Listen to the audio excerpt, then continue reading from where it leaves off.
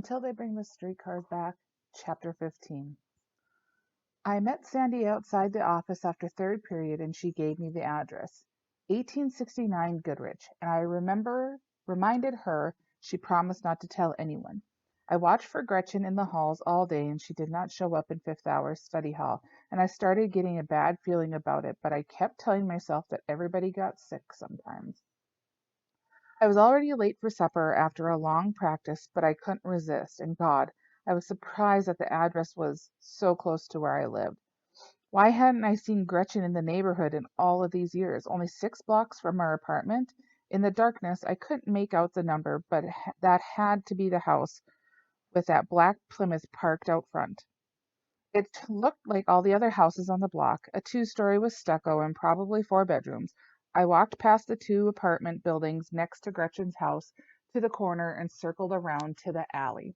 A small one-car garage sat off the alley that looked unused, and you couldn't see in any of the windows in the back of the house because they all had heavy drapes like they were expecting an air raid or something. A window in a dormer on the second floor faced the back, and I hadn't climbed a tree in a while, but a large oak in the backyard would get me real close to that window. It wouldn't do any good because it had curtains too, and besides, what if someone in the house saw me? I was hungry and tired, and I legged it for home. When I arrived, my mother was all excited over a picture of me in the St. Paul Dispatch. Cal Grant, one reason why Coach Patrick Mulligan has high hopes for the upcoming season at Central. Geez, in the paper. We hadn't even played a game yet. Had the coach really said that? He never said anything like that to me. I'm so proud of you, Calvin, but I wish they'd use your real name, my mother said. I impersonated a kid who took it all calmly, but I was bouncing off the walls inside, and I hoped Lola would see it. Peggy made a federal case out of it, and she wanted to take the picture to school the next day. All my dad said was, "You don't win games with pictures." I was feeling pretty darn good, and for once, thanks to the dispatch, I wasn't in the dumps when I got off the phone with Lola. She'd seen my picture in the paper, and she sounded honestly impressed, and we agreed on arrangements for another phony date. I was looking forward to the dance, but whenever I was with her, I always tried to be someone else who she wanted me to be, and then I danced to her tune while I felt awkward and out of step. I snuck out of my room 3 times to look at the picture. Like, I couldn't believe it was really in the paper. I didn't want to take it in my room like some conceited jackass, but I hoped Peggy wouldn't get jam on it in breakfast. Gretchen didn't show up on Tuesday, and the way she was always telling me she'd go crazy. I couldn't help but wonder if she had.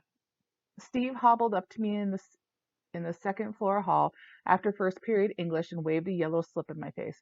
Want to cut class and drive around all day? How did you get out? I asked, and I headed down the hall for second period trig. I put blotters in my shoes. Wet blotters? Yeah, it raises your temperature about 2 degrees. I went in and told old Armstrong that I was feeling sick, and she takes my temperature and writes me out an excuse for the rest of the day. Come on, you can do it. I'll get the car. How you going to do that? I'll go downtown where my dad parks it and hotwire it. You know how to hotwire a car? I said. How do you think I get it all the time? He let me have it with his Tommy gun laugh as we bombed down the stairway to the first floor, and I thought Steve was pretty clever. Come on, we'll have some fun. Drive over and see if we can find any good-looking Summit girls. Gosh, I wouldn't dare try that with Armstrong. What can she say if you have a temperature? Geez, Miss Armstrong, our school nurse, looked like a gal who had grown up on a Minnesota dairy farm and could throw a hog over the barn, and I was afraid to pull anything with her. Steve had guts. I can't. If I get caught, I could get kicked off the team. Yeah, you're right. I never thought about that. We need you, Steve said, and I ducked into the math class just ahead of the bell. The Wednesday before Thanksgiving was a carefree day, like a Friday, with a dance that night and the team traveling to Minneapolis Washburn in the afternoon for a scrimmage. I got to I got to study hall a few minutes before the bell, and Gretchen showed up, and I turned and leaned over the back of the assembly seat. Hi, have you been sick? No, she said without looking at me and wearing her big brown Oxfords.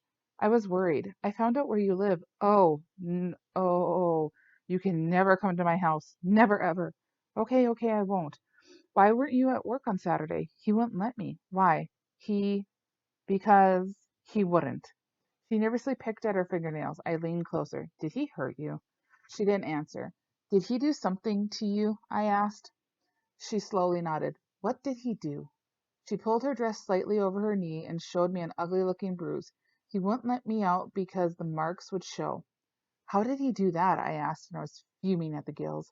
With a cane. A cane? Why did he hurt you? She twisted one hand with the other in her lap. Did he find out about the loafers? No. Don't you want to wear them anymore? I'm going to go crazy. No, you're not. Yes, I am. I'm going to end up like Helga. She glanced at me and her eyes blasted me with sadness. I'll help you, I said. I'll find something we can do. Gosh, there has to be something. You can't tell anyone, you promised. Shh, okay. I'll figure out something by myself. The bell rang and I turned around and pulled up the fold-out desktop. What on earth could I do? Why did I tell her such dumb stuff? But God doggone it, her father was a mean bastard, and I wanted to find some way to pull his trolley.